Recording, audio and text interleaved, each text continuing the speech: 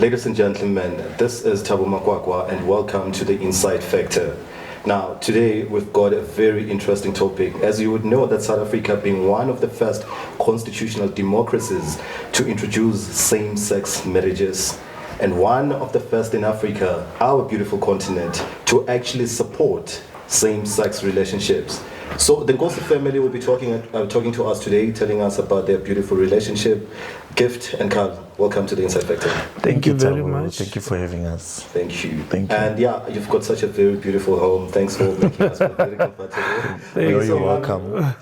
Last week on social media, Twitter in particular, you guys were trending, and I saw this post by, a well-known social media influencer, Daniel Marvin. Yes. And he posted a picture of you guys together. And I saw another one on Facebook, because we spend a lot of time on social media, by Demaswati Dlamini, and the caption was like, tall, dark, and handsome. Bafunana wabona, abafunditida. And today I get an opportunity to sit with you guys here, and indeed you look beautiful together. Thank you. All right, so tell us, how did you guys meet? Okay. We met back in 2013. At the time, I was working for a private sector.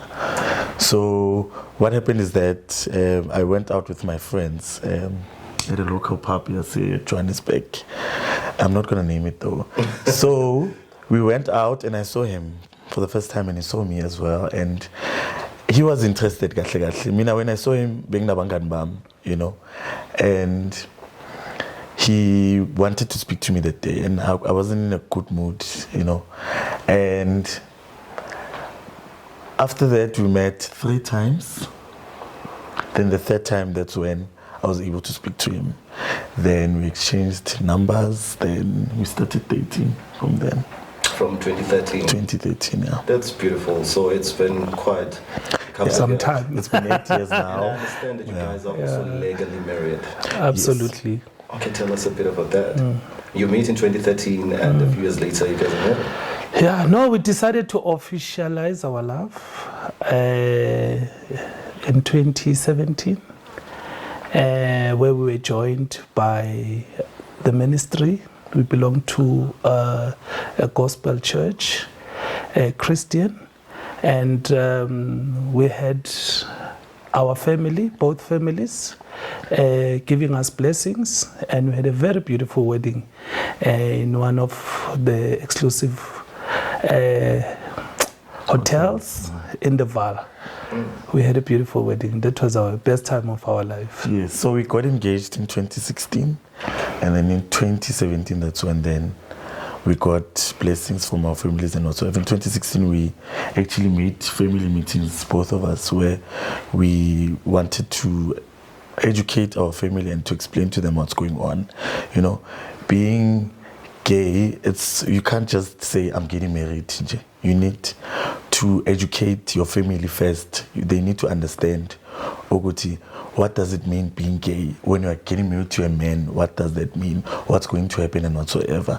You don't want to leave people with unanswered questions, and other people, when they ask those questions, especially in the LGBTI community, they got offended. So I think what we did by educating them first, okay, because on my side, I went to my family and I was like, Mommy, Daddy, and my grandmother and whatsoever. I said, set them down and I said, I'm getting married, and I'm getting married to Calvin, even though you know him, but now I'm formally introducing him. So I'm getting married to him, and we are going to have a family together. We are going to stay together. We are going to have kids together, and each and everything. And I was open about everything, and I wanted them to also ask questions so that they can be comfortable. When they say they give me blessings, they must understand what they are giving blessings for. Yeah. Well, that sounds like a very beautiful journey indeed. Now, you make mention of the ministry, the church, being fully behind this relationship, this beautiful marriage. How was that like for you guys, for the two of you, to actually bring in the ministry, and you did not meet any sort of resistance from them, but instead they fully gave their blessings to your marriage and officiated the wedding, I understand? Yeah. How was that? How did you take them through? We belong to a LGBTI plus community church. that is led by the Bishop Katini.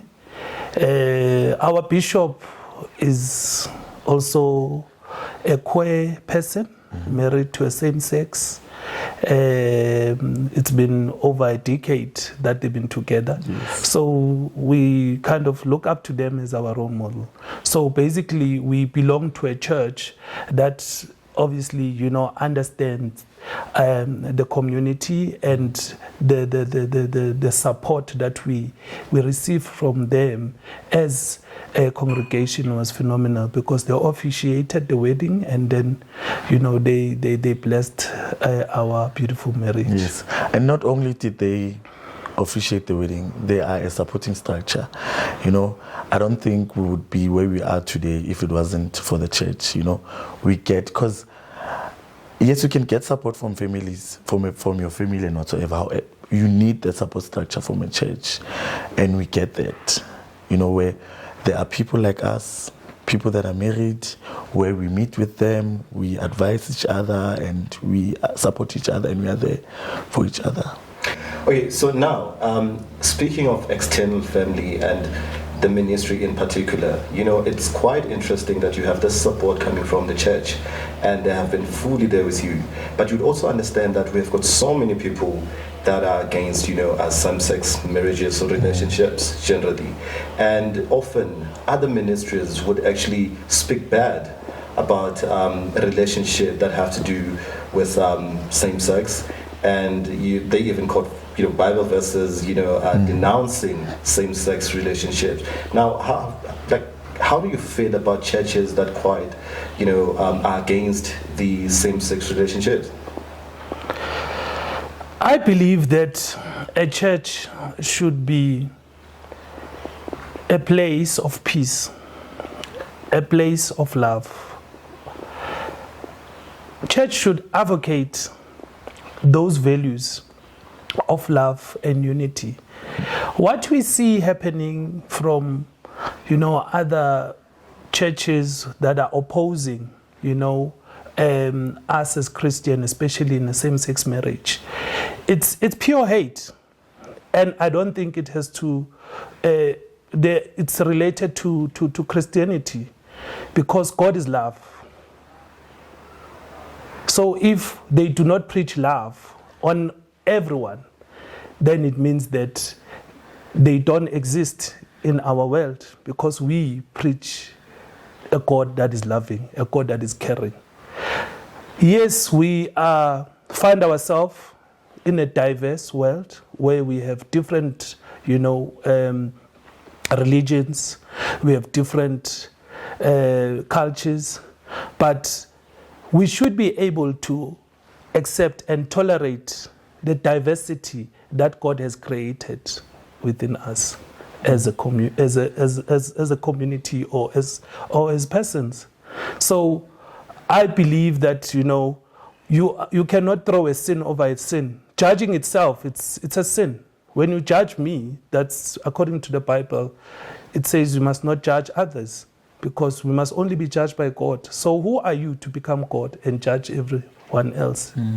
So that's our take in terms of, you know, those people especially opposing us being a Christian and in a same-sex marriage. Okay, so Gift and Nkosi family, coming out has always been such a very difficult, you know, part for so many people. Hence, you do not have a lot of people today coming out, you know, telling everyone about their sexuality. I'm interested in knowing how you, Gift, and Carl were able to do that. How do you come out to your family, your friends, and everyone, or even your colleagues? Yeah. How was that? For me, it was quite difficult. As you're saying that, you know, it's not easy to come out and tell your family that you're gay, or that you're lesbian, or that you're a queer person.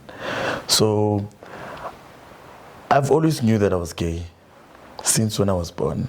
My younger, you know, when I was growing up, I mean, I've always known that I'm gay. And my mother used to punish me, you know, because I would take a lipstick, sometimes I would take a bag and shoes and whatsoever. But she was very ignorant, and she thought maybe I was going to change, or maybe it's a phase and whatsoever. Then I grew up. When I grew up, I was raised by my grandfather and my grandmother. So my grandfather was a person who was very open. So he would see me playing with girls outside, and he was like, you know what, I can see that you are different. And people out there, they are going to call you names, bazobiza stabane and whatsoever. Don't be disturbed by that, or don't be affected by that. Just know that now you are a gift, and you are loved by me and your grandmother and by your parents as well. And I took that, at a very young age I was 11 at the time. And when I went outside in I would play with them confidently. And when someone comes as yes, it's fine, So yeah, then later, I think when I was 22, that's when 22, 23, I met Calvin. I actually came out to Calvin. So he was like, Gift, I want us to be in a serious relationship, and I can't be with someone who's not out. I'm out with my family. My family knows, and my friends. But when you have never sat with your family and told them that you are gay. So I think now it's time. And I went to my sister. I told my sister. That was the first person that I told. And then after that, I told my grandmother and my mother. Those were the three people that I told. And to my surprise, they accepted me. They said, we've always knew, we love you, and we won't cast you away, and we know that you are dating Calvin. We've seen you coming with him here, and we love him. So it's fine. We do accept you. Don't worry. So it was like that. Wonderful story. Yeah. Wonderful story. And back to you, Carl. And with me, it was quite a journey.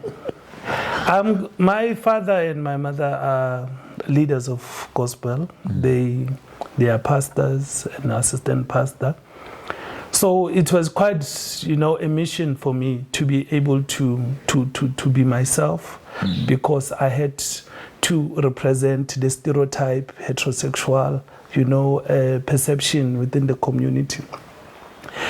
And when I realized that, I can no longer live a false life or pretend to be something or someone that I am not.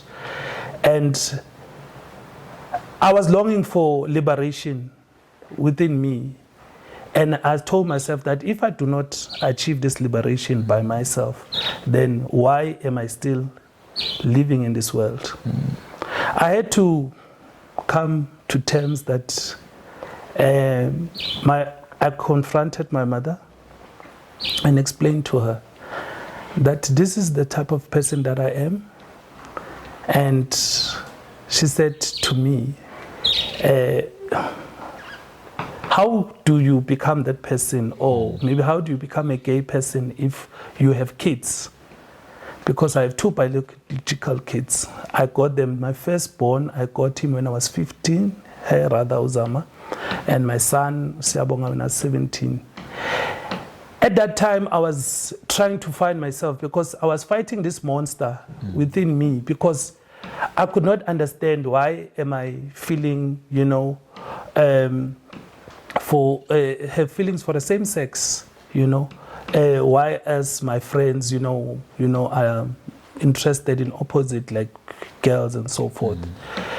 And it was a struggle, because I thought it's something like a phase. When you're a teenager, you go through a lot of phases. I thought maybe it could be one of the phases.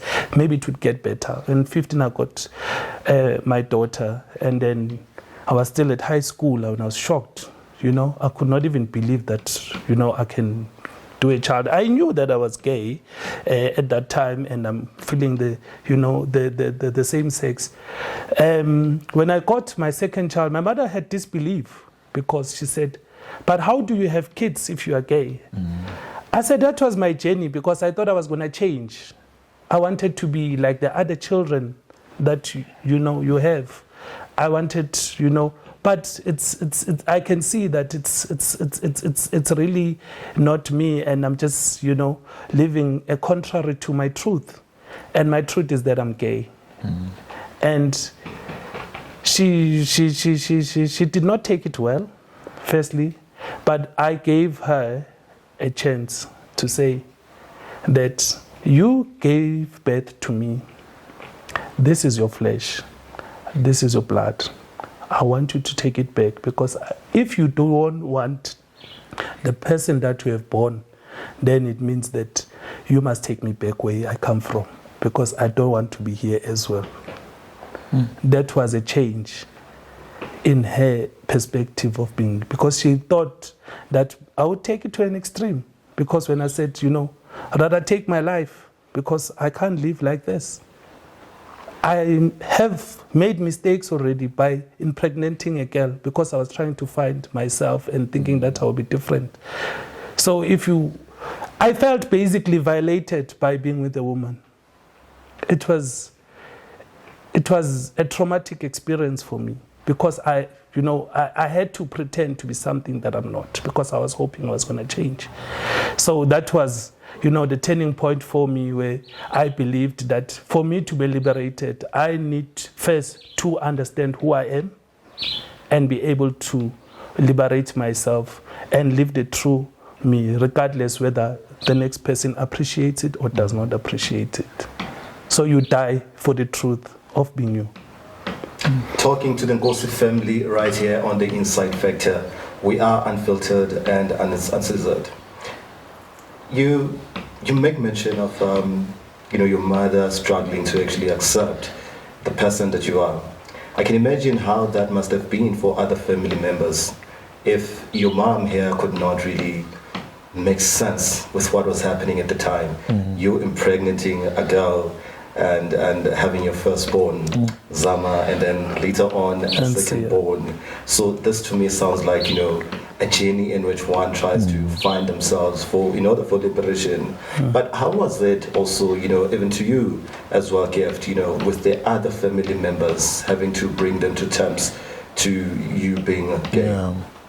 It wasn't easy. It wasn't at all. And not everyone accepted, even now. My father was like, I'm not going to accept this. I'm not going to support you. Actually, I am disowning you. And to me, it was very painful, Ogoti, as Calvin said earlier, Ogoti, you brought me to this world. And you are the one who needs to tell me, Ogoti, why am I like this? I don't know as well. I'm also confused and I'm still young. So what I need from you is guidance and support. So when you're saying that you are disowning me, no, it's fine. I will accept that and I will live my life. Until then, I think it was 2017 when I told them, because I called a family meeting. Remember, I told my sister, my mother, and my grandmother. So the other family members didn't know. Then when I was about to get married, then I called a family meeting, then explaining to them, okay, I am gay and I'm getting married. So can you imagine now telling other family members, you are gay and you are getting married now? So others were like, now how are you going to do this?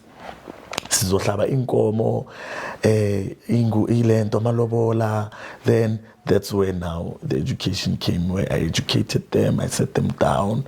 I think we sat for almost like 5 hours to 6 hours, when I was packing everything and I was allowing them to ask questions, even though other questions were uncomfortable, but I had to answer them. And by me doing that, I actually helped them and helped myself as well, for them to be easy, to accept. So, but my father in that meeting, he said, I'm not going to accept this. I am leaving. I'm disowning you. So he left the meeting? He left the meeting. And on your wedding, he wasn't there? He wasn't there. Are you guys in good terms now? Do you guys talk? Yes, we do talk. And sometimes we would call Guti, hey, tell your boyfriend they are cooking food, But yeah, but we have never said and actually spoke about it after that. So we are still having that.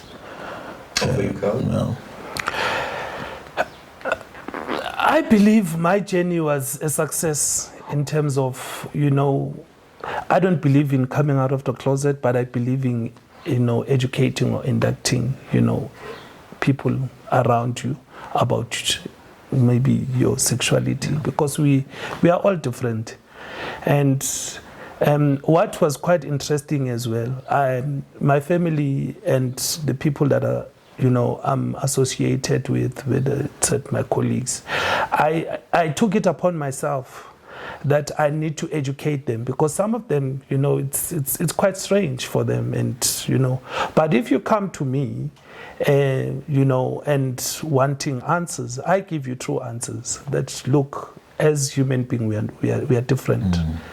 We can even come from the same mother and same father, being born, but we are different. I am darker. My sister is extremely fair in complexion, but you don't get to question. I mean, we are God's creatures, and we are different. And by me taking ownership to educate them, then it becomes better. That's when you see people now, beginning to understand. I think people, they just have, fear of the unknown. We've never seen this, or, we've been seeing it very far. Now that it's close to us, at least they have an opportunity to get more answers and so forth. So it was quite a mission, but it was a successful journey. Talking to the Nkosi family today here on the Inside Factor. Now, Gift and Carl, growing up in Soweto, where you have, it's a township, obviously, where you have many people that are not so understanding, that are not so accepting to same-sex relationships. You briefly told us, just when we were busy with housing, you told us that you had friends, Carl, who happened to be chased away from, their homes by their parents because they could not take the fact that they were, partly they were friends with you, and also they were homosexual. Can you tell us a little bit about that? Yes, growing up in Soweto, I had friends. Obviously, some of my friends would identify through me being, a gay person. And it was said that I lost so many friends of mine due to, discrimination. Others ended up killing themselves. This one particular friend that, we grew up together, we went to post-school education together. He was the only son to his mother, and his mother could not, accept and appreciate the kind of, sexuality that, he had. And he was chucked, or he was chased to the street. And, just after he completed his degree, he had to sit on the street unemployed. And, terrible things had happened to him in the street. He got stabbed, he got raped. He was introduced to drugs. And, he ended up dying in the streets. And it's unfortunate that, he was the only son to his mother. And his mother now looks back and he realized that, he just, sent his son to the grave by being stereotyped or unaccepting of his sexuality. And he looks at my success, he realized that my son would have been in the same position as well.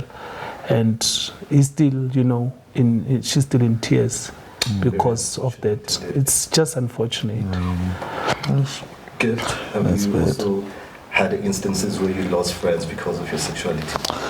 Not really. All my friends since high school, I still have my straight friends. We are friends, they support me.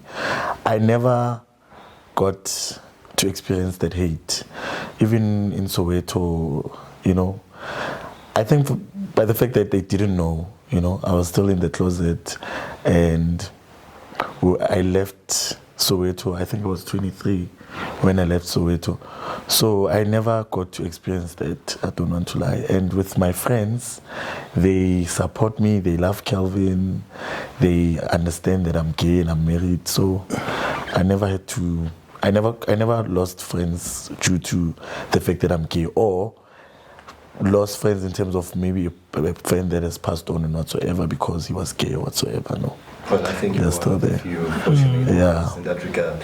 Now, talking of acceptance or being embraced, you guys were covered by the LGBT and LGBT Africa Yes. in Nigeria, I understand.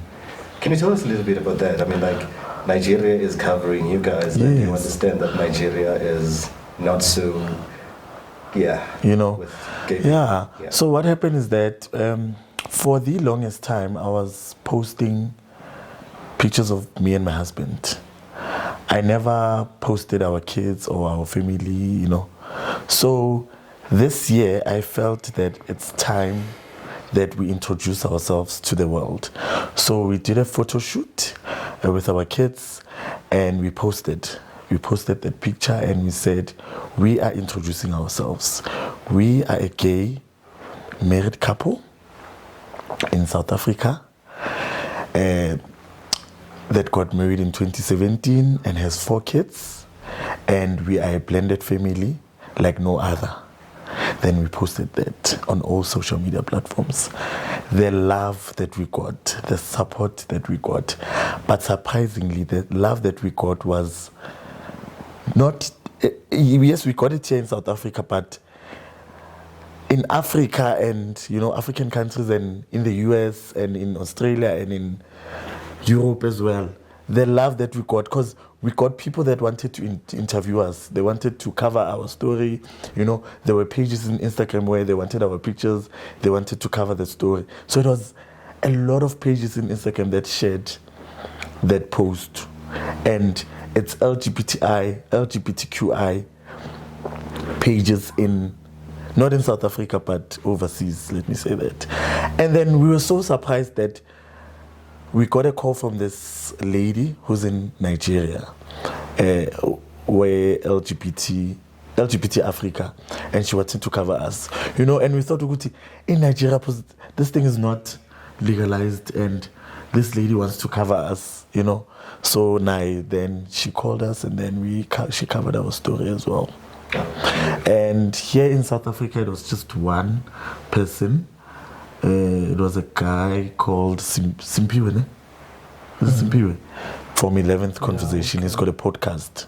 So that's the only person that covered us. Do you feel that South Africa, as one of the democracies in Africa to first legalize same-sex marriages, that we are still lacking, in terms of providing platform for gay and lesbian people? How do you feel about that, looking at the fact that Nigeria here, you are covered, and in South Africa, you rarely get such opportunities? No. I believe that our country, as much as we are one of, the most civilized, especially in Africa, but we still, stagnant in terms of educating the country or the world or our continent, especially our continent, about the queer, community. We took it upon ourselves that we want to advocate the rights and become visible, because there are a lot of gay people out there, but the visibility of them coming out, they are scared because obviously they'll be discriminated and so forth. So we took it upon ourselves that we have to educate people about us, because if we do not take it upon ourselves to educate, the world about us, then they would obviously, discriminate us forever. They will always, swear at us on it. So this was the beginning of us trying to liberate not only our family, but the entire world, that we need to be visible. Because by us being visible, people can relate to us. People can be able to have a platform where they ask questions. They post on social media. Others are, very fair, wanting to know. So who's the male, who's the female? Because they are confused. Who paid lobola for who? Those are genuine questions. I don't take offense to that, because I see it as an opportunity to educate them that, look, we are both male, and according to African culture, male don't, pay lobola for each other, because we belong to the same, being. So we do our things differently. There is no female, there is no male within our partnership. We are both male. So that inculcated a culture in people of wanting to know more. There are obviously other people that are, still behind, stagnant, obviously to wanting to know information about, about the queer family community. But sooner or later, I believe that when we are at the starting point, and we will be able to, to deliver as much as we can, as being, available or visible to the world. You have worked in government, and now my question would be: do you feel also that our government have actually done enough to advocate for the rights of the queer community?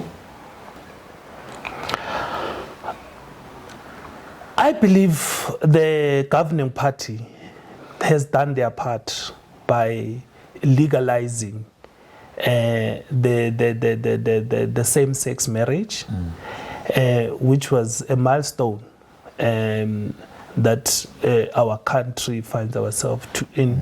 And I believe there's still more that can be done, not only within the political spheres, but also within different levels of stakeholders, in communities, in churches, in work, in corporate, even in government. But I believe, because we have started the journey through our government being illegalizing the same-sex marriage, then it's up to us as individuals that we break the stereotype, and we begin to understand that we are diverse as human beings, and we cannot be against any person that is having a different sexuality or having a different gender to yourself.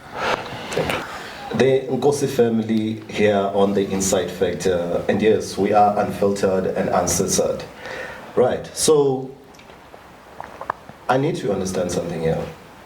There is a common misconception that one choose to become gay because of the greener pastures that they're looking for. So being gay is actually associated with wealth. Yeah. A lot of people, I've seen this on Twitter, I have seen this with regards to the marriage of, Somizi Ndlovu and of course his partner Mohale, where people allege that Mohale went into this relationship because there was money. For the riches. But the beautiful part with you guys is, I understand you work separately, generate income, and together, come home with something to put on the table. How would you respond to that? Is it true that indeed people become gay because they want to be rich? Not entirely, And with regards to, not entirely, no, I don't agree with that. Maybe some do, but I don't believe, I've never seen that. Yes. I believe gay people are very, passionate people. They focus, they believe in achieving things for themselves. So when you put hard work in whatever that you do, and passion, obviously it tends to be gold. So these are the qualities that I have noticed that most gay people do have. And if you can check, most of the time, girls would want to be around gay people because they know that they are strong-willed, and banally that thing, for example, let's say that there's a lady on a low self-esteem. If that person is connected or is a friend with a gay person, you must check the self-confidence. It goes straight up. When you are with the LGBTI community as a whole, not actually gays, all of them are like that. They are positive people. there are people that they are driven. They want to be successful. They want to be seen. Very confident. They are very confident. They are, strong-willed, So who wouldn't want to be with such people? Indeed, they are confident, just as Very. you are. Right. Carl, you are a businessman, entrepreneur. And now I'm thinking, with this question I asked, you are a businessman and working with different, diverse people out there. Has you being gay, interfered with your business in a way that people would not be comfortable around you, knowing that you are actually homosexual and you've come out, you're married to your husband, Gift? How has that been for you? It's been quite a challenge. It was a mission. I'm a CEO of South TV, which is the first community television, a mobile television, which is based in the south of Johannesburg. That organization was purely, relying on volunteering. And it was amazing that some were, in support, but some, when they realized that it's been headed by a gay person, and then they become, withdrawn to that because they don't want to be associated. It kind of affected the business because I've lost certain skills within the business.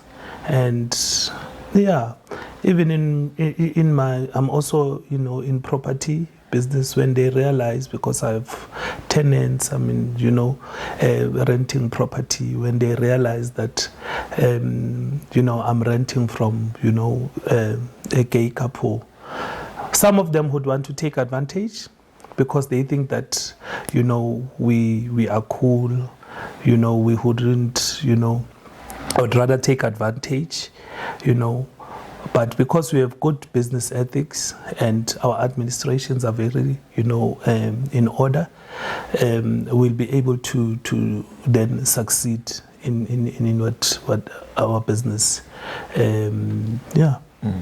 Now, talking of being embraced, this comes back to me, with the earlier question I asked as to how did you come out and out of that to the external people. You were having children and were once forced to be with this woman, as part of you trying to liberate yourself and maybe finding out if this would work for you. With the relationship you had with the mother of your kids and you coming out, how did she take that? Wow, that was the most, terrible and a horrifying journey. Co-parenting with her was a challenge because,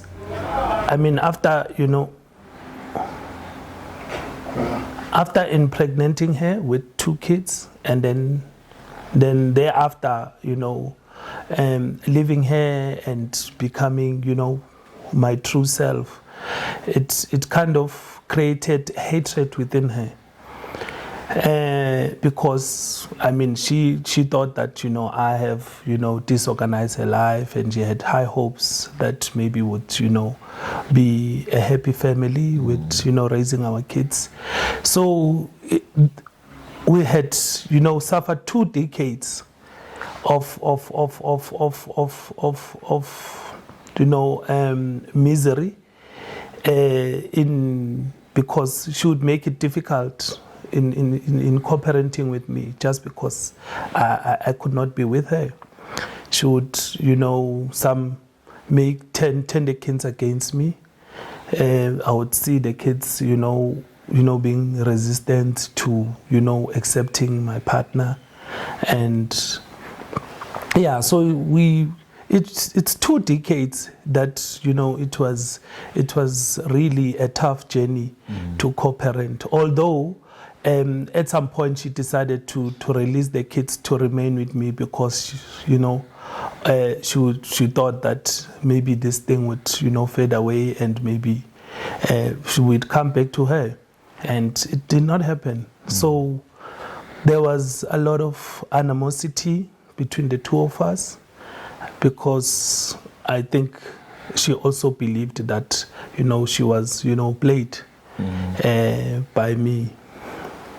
Now, Gift, having been present in the life of your husband and of course the kids, how have they been? How has the relationship been between the two of you, obviously, and the kids? I mean, in terms of, them understanding that you are now, a parent, a father to them, who's also married to their biological father. Have they been really nice towards you?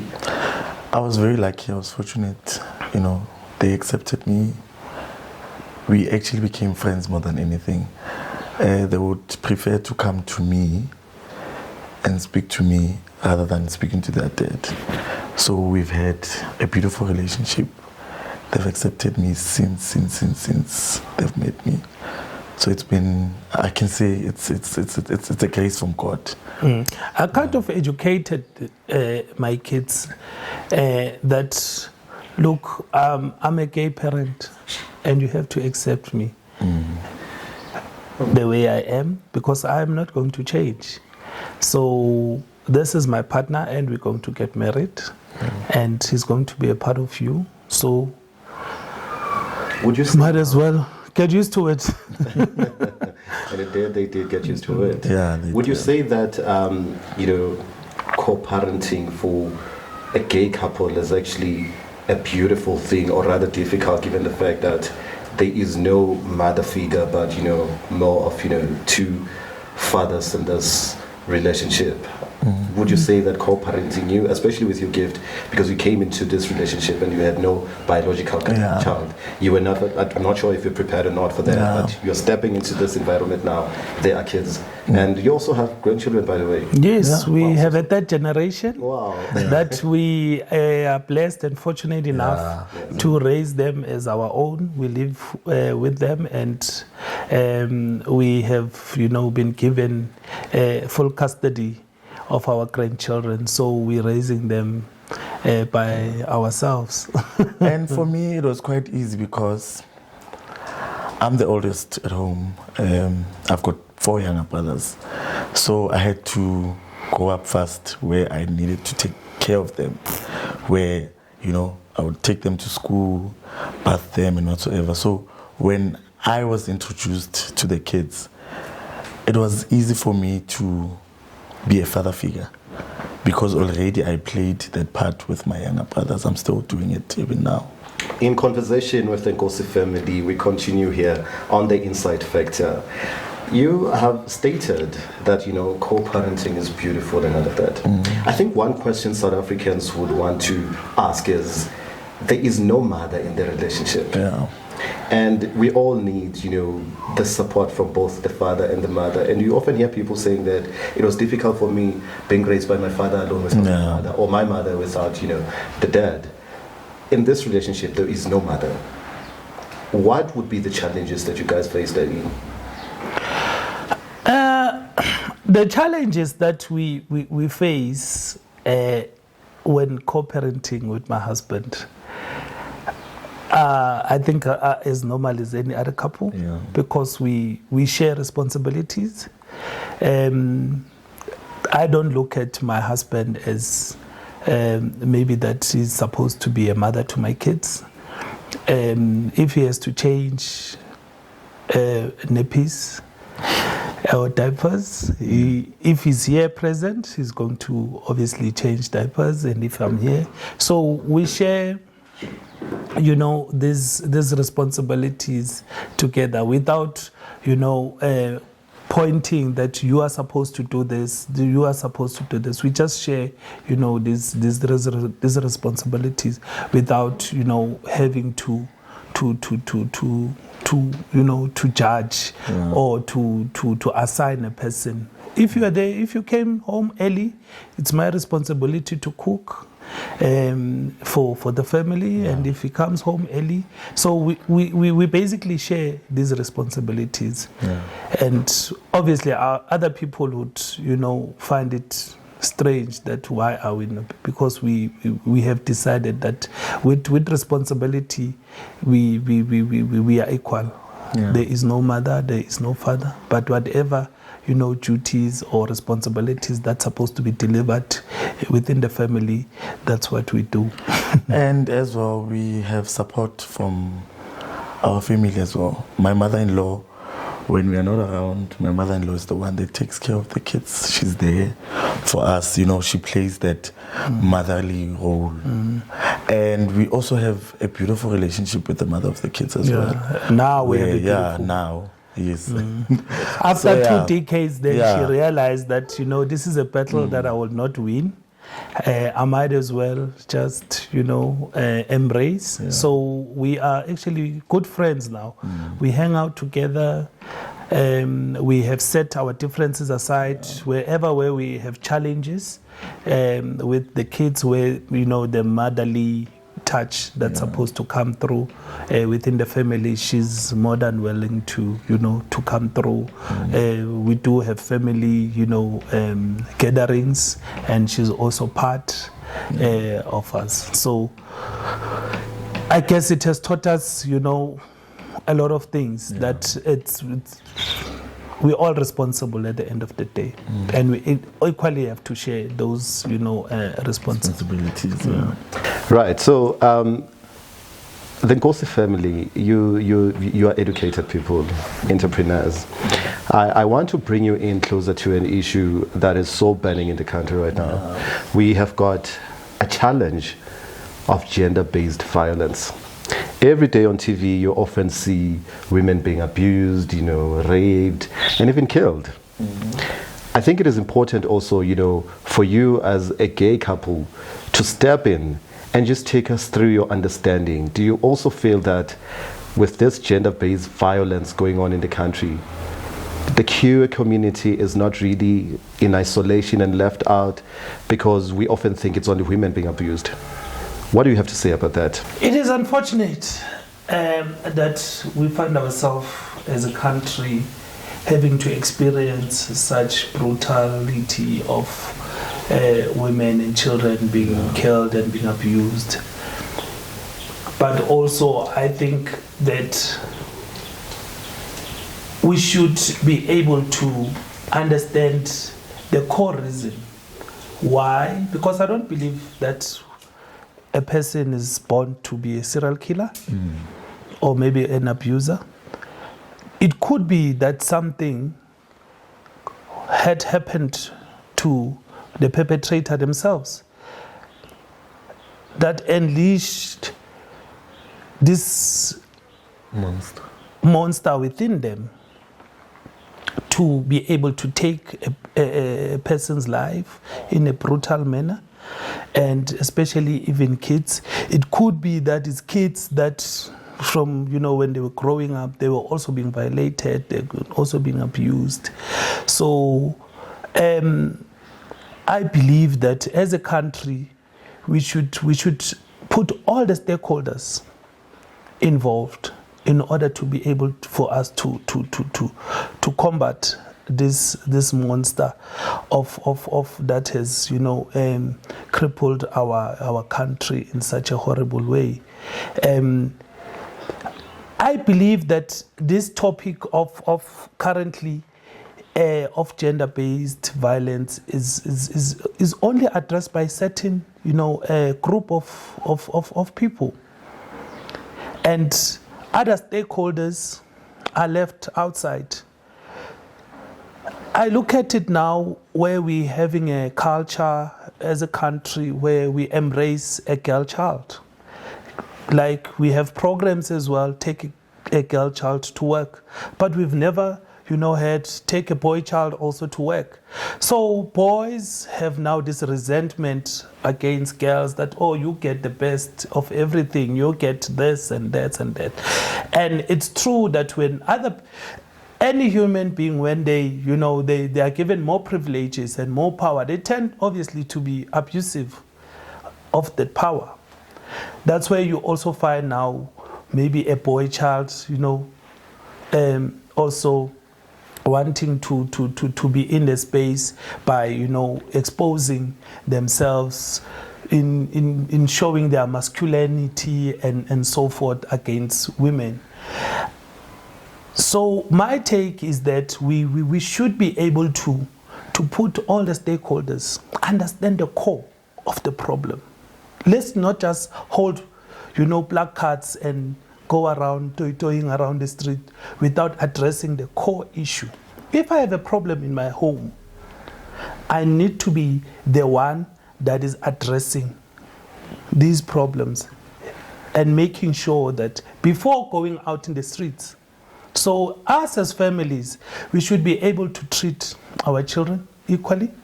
We should be able to embrace the culture of them appreciating, diversity, that of course this is a woman, this is a man, and they can live in peace and in harmony together without being. If you feel that there's a challenge, address it in the civil way. You do not have to be masculine to, use power to anyone. I believe also women have a role to play, is especially, addressing issues in terms of violence. Because once a woman gets violated first time around rather, they need to ensure that it's not their problem, it's not their fault, and they do not have to be in that situation for the second time. They need to address it same time. If you violate me, you must get arrested. Whether it's first time or second time, it's supposed to be. Because if we become complacent, that's when you'll find now the recurring, you will be, as a woman, you'll be beaten today, and tomorrow, you'll ask for forgiveness and so forth. And it's even said that it happens through, in the queer family where the sex, where you find both partners, just because the other one is more financially, stable than the other, they would want to, also violate it. We see it within now, but we don't talk about it because there is no platform where we also, get to voice out. As a queer community, we do find ourselves also being, violated by women, where just because they see that I am not, a feminine guy, I look like I can be a boyfriend. And then they would come and grab me, and say, no, I can do better, or I can give you something original. To add on what my husband has said, I feel that as a boy child must be taught from a very young age to appreciate a woman and to respect women, because I feel that most parents, they don't inculcate that culture of their boys respecting women. They teach their boys that they are men, or they are going to be men, and a man is the head of the house, and the woman must be submissive.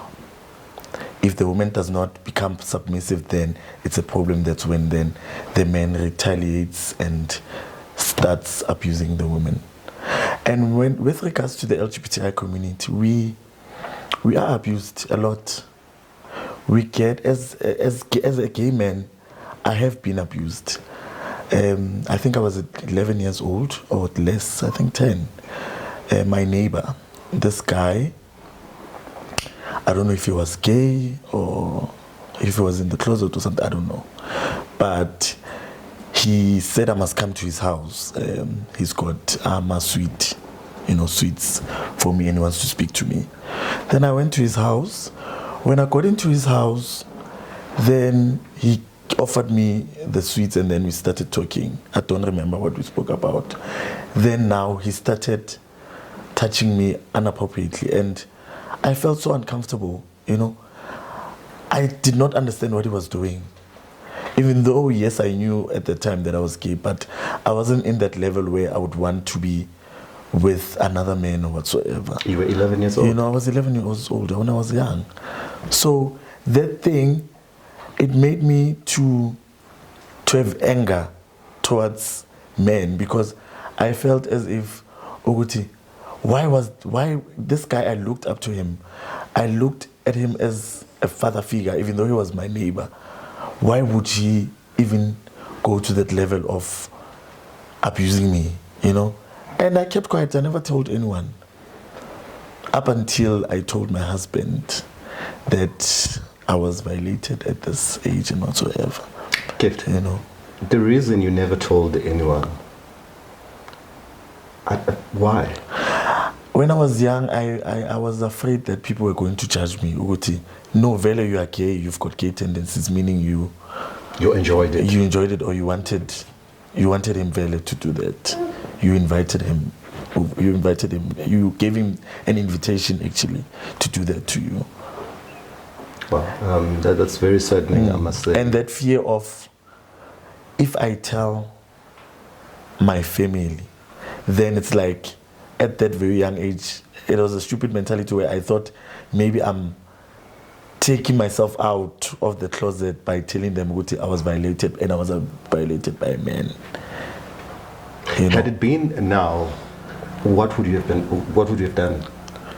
Now? Yes. Had this happened now?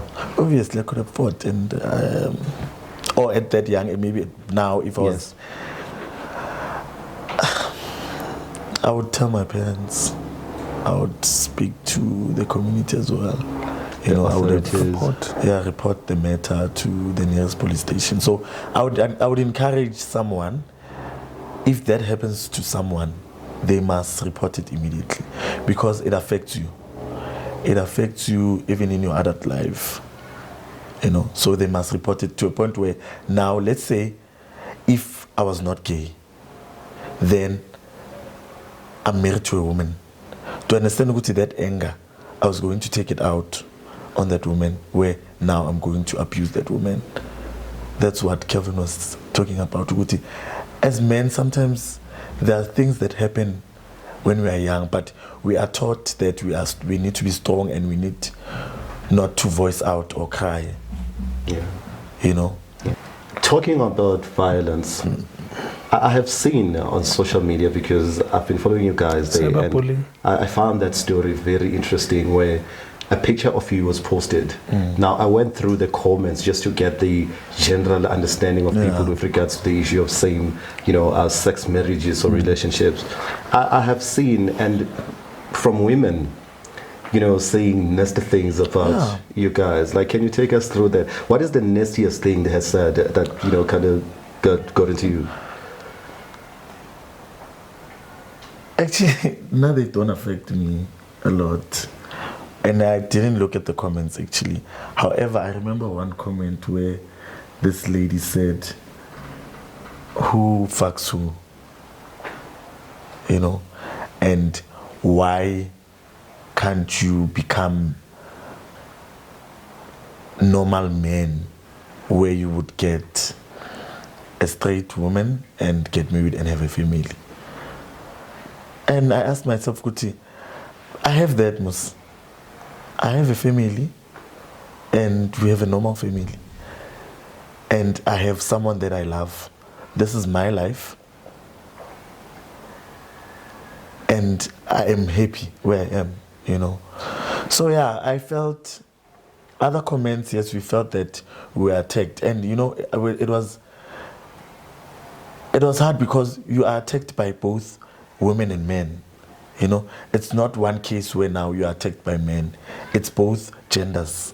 So can you imagine when, as an LGBTI, an LGBTI person or a queer person, actually, it's not easy to come out and to live your life, because now you are going to be attacked by the whole nation, not only one gender, or where maybe, for example, where like is a lady where now they are taking or they are abusing this lady.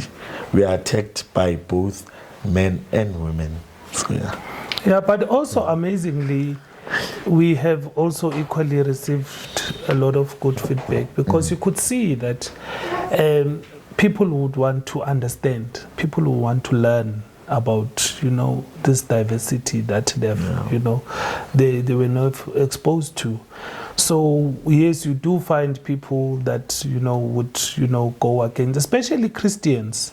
They're using Christianity as the tool to abuse other people. And that is unfortunate that we find ourselves that we're exposed to such abuse, cyberbullying and so forth. But I can say that we equally have also received a good, a response, especially others, asking genuine questions that, of course, they wanting to learn more. They are interested to understand how is, same-sex marriage and, queer families live and so forth. Others will even say, who gave birth to these kids? And we were like, of course, it's a woman. We are in partnership here. We are in co-parenting with someone that can bear it for us. But, it's a long way to go. People need to understand. People need to, to learn and be educated about the diversity that they find themselves opposed to. Now, before we conclude and also bring in Mrs. Nkosi, who is here today to support you guys, what would you advise, young people or even guys struggling, women and men struggling out there to come out to their families, and those, of course, who have been met with hate, discrimination, and all sorts of insult by, be it the community or their families? What advice would you give to them? With regards to the LGBTI community, I would encourage people to accept themselves. Immediately when you accept yourself, it's easy for your family and the community to accept you.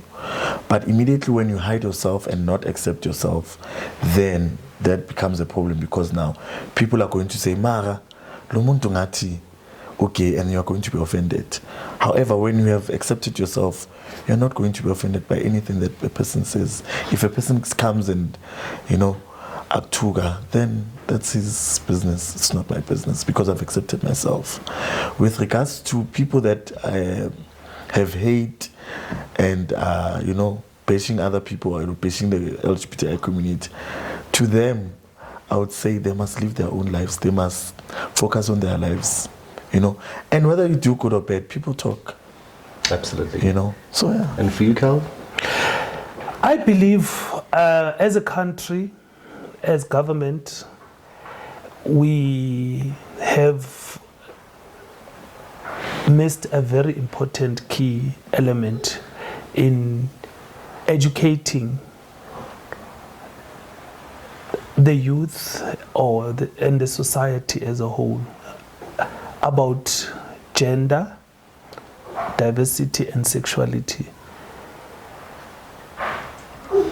I believe if we get sexual and gender education at a young age, that generation will be able to be more tolerant and more, accepting to the diversity that they find themselves into, because that's where it starts.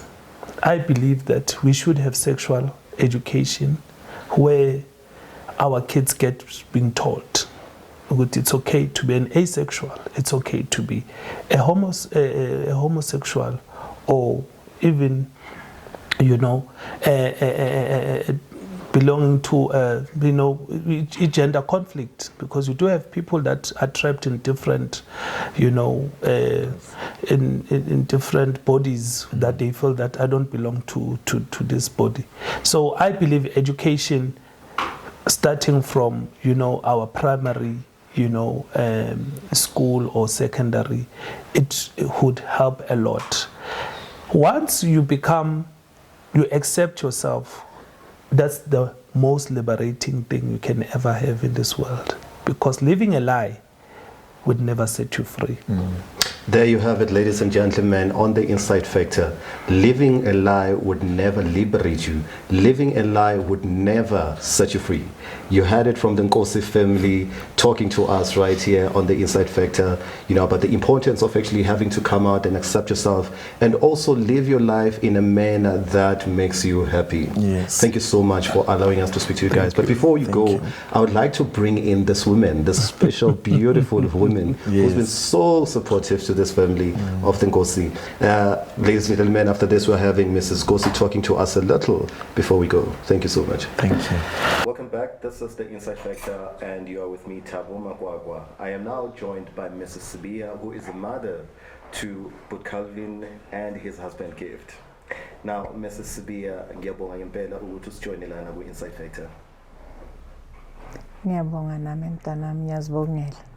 Okay, ma. Amen. Yeah. So, ma, bakhulume, you know, they said izinto eziningi ezimnandi ngawe ngempela ukuthi umama supportive kakhulu kule relationship. Ufila kanjani ukuba umama onomntana okay eshade nendoda futhi?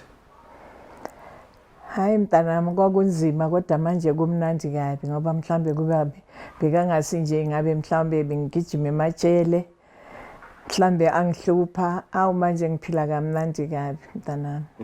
Siyabonga ukuzwa lokho ngempela ukhulise indodana eright. Kakhulu kabi mntanami. Okay. So mama umuntu ongenisonto. Ngisho ngempela njengoba ngibona lana ekhaya ukukhuluma kakhulu ngendaba zesonto. Ufila kanjani njengomzali ukuthi ube nomntana okay and ngapha umuntu osontayo, and you know ukuthi abantu abaningi amasonto abaningi abaka understand kahle ukuthi kwenzakalani ngendaba yamagay? Kunjalo mntanami, kodwa ke ayikho into ozoyenza. uNkulunkulu naye ephilile sosizala. uNkulunkulu sipha okuningi. Khona abantwana abavela bangenazandla, khona abantwana abavela njani, kodwa ngoba umntana akho umphiwe uNkulunkulu fanele accept lokho.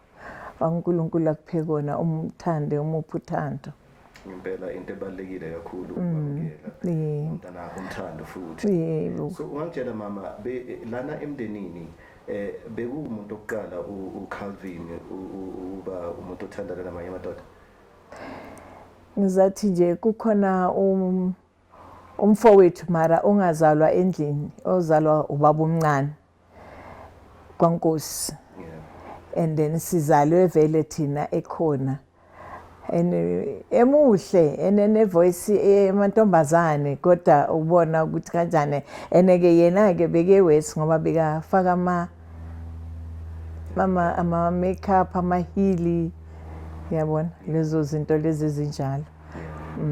So akusi into eqala lena evelayo emndenini, asinto yokuqala okusho ukuthi sizalwe vele ekhona lo la ozalwa wabo mncane. Yeah, umama Sibiya umuntu ongenisonto, umuntu owazi abantu abaningi ku community, and now ngiyacabanga ukuthi kunjani ngaphandle abantu bazi ukuthi unendodana ethandana nenye indoda, eshade nenye indoda.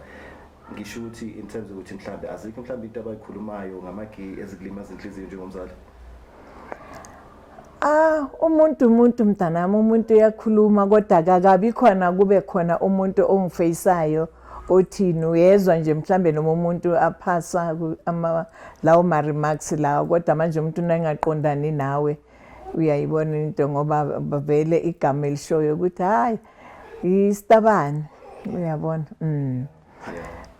Manje ke okushuthi abaningi nala mhlambe besisuka khona ngokushada kwami ukusuka kithi eSoweto eJabulane, ngathola indlu eOrange Farm, ukhulele khona nalabantwana wabatholiswa batholelwa khona intombazane yaseOrange Farm.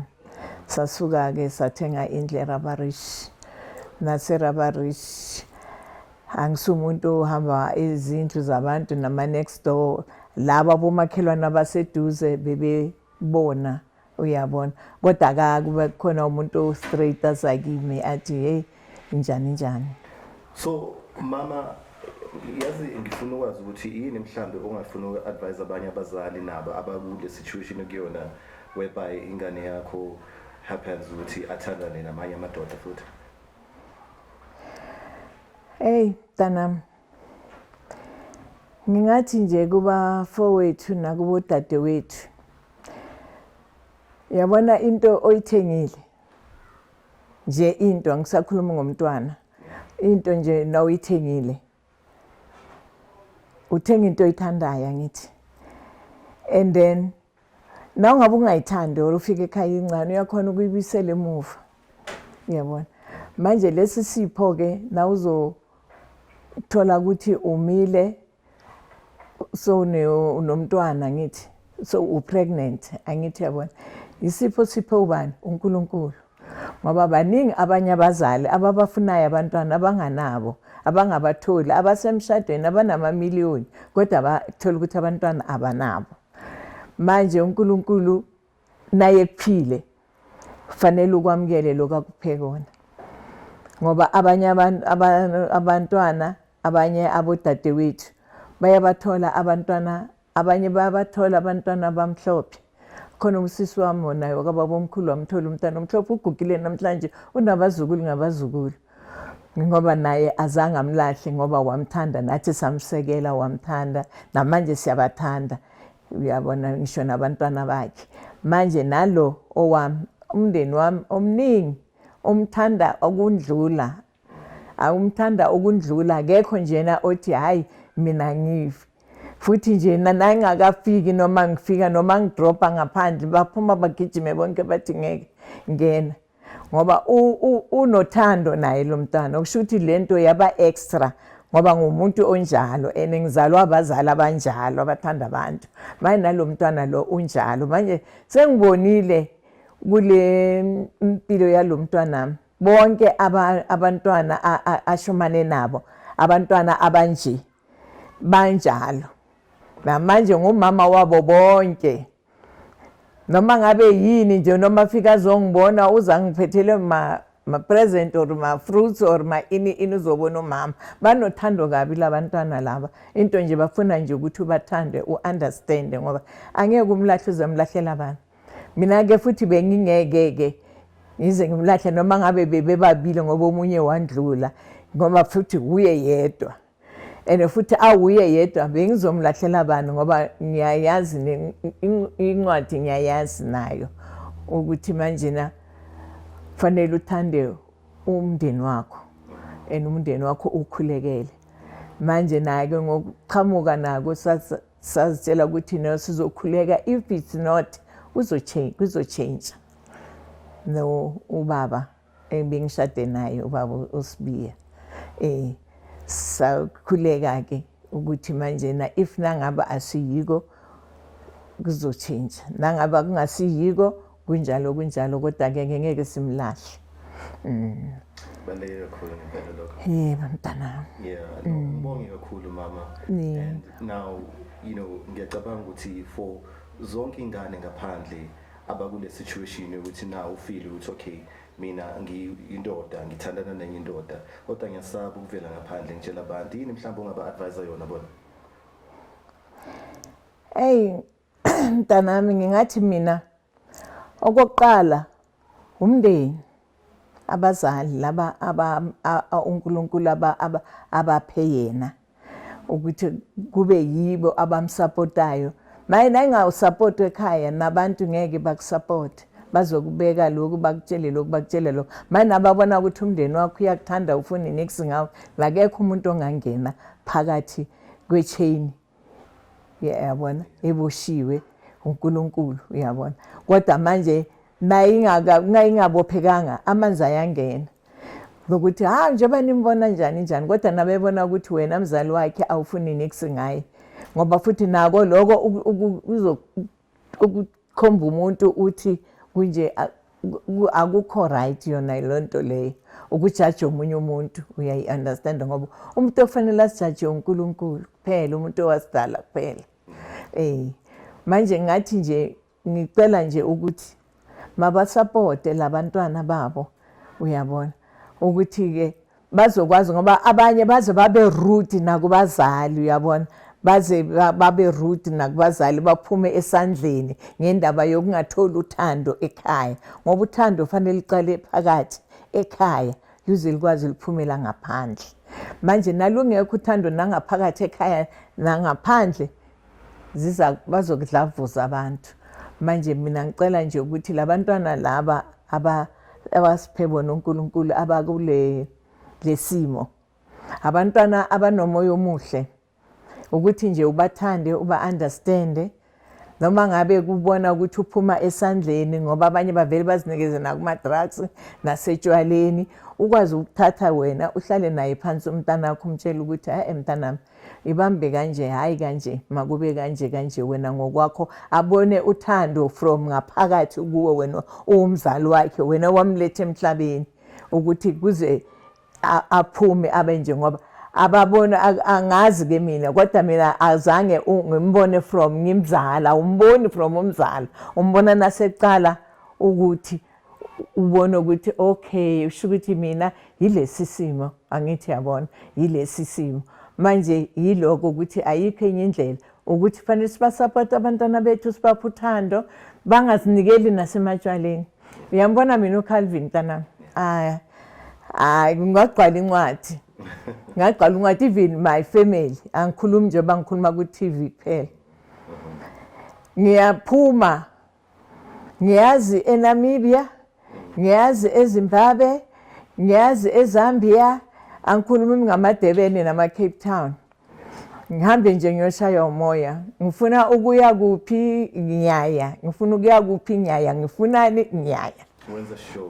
wenza sure ukuthi ufuna ukungijabulisa yabona manje namanje lo muzi lo uthengele mina lo muzi lo siphuma kule erabarisho lo muzi ongithengele wona njengoba ubona ke nalama furniture uyabona mntanami ngiyagula they take care ngathola ke nalomntwana ngathi ke mina angeke angisafuni ukubona pink yellow green lo ngoba mncane enokuthi uyamthanda naye lo mntana ngambuza ngathi ngempela uyamthanda nami uyangithanda wathi yebo mama ngiyanithanda ngathi ke ngoba ngifuna ukukubusisa mara nangabe usafuna ukuphuma uvele ubonakalise engaze ngimoshe ngoba mina nangikhuluma nowami ubaba uNkulunkulu uyangizwa nomndeni wami uyazi nangicela ngithi bacelela umshado uyafika uyathanda ngempela wathi yebo uyasithanda ngambusisa ngathi ke ngiyakubusisa ke ukuthi la uzothola umshado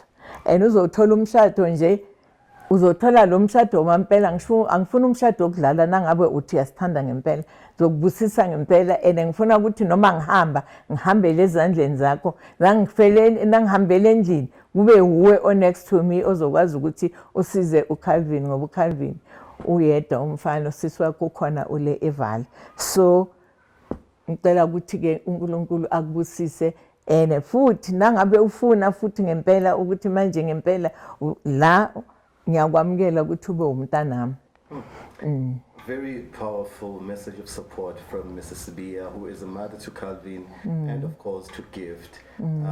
Calvin and Gift are married for about 8 years, since 2013. Mama, ngibonge kakhulu le support lena oyinika to Calvin and yakhe uGift. I wish all parents were like that, supporting ingane zabo and to ensure ukuthi they are there helping them build i-future yabo ngendlela abafuna yona kunokuthi bafuna ukubakhethela ukuthi phila kanje yenza kanje. Sebadinga abazali abaningi abafana nawe Mama Sibiya. Ngibonge kakhulu namhlanje for isikhathi sakho.